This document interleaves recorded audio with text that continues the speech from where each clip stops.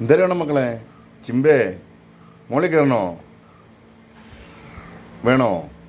മക്കളൊന്ന് ഭരതനാട്യം കളിച്ചാണ്. ഭരതനാട്യം വാ. ആ,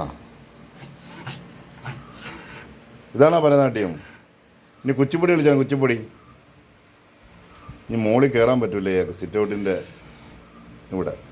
അതിനുള്ള പരിശ്രമമാണ്. വേണമെങ്കിൽ ഇനി വാ.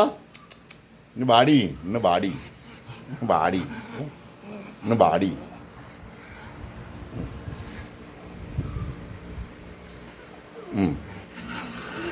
എന്തേലും മക്കളെ?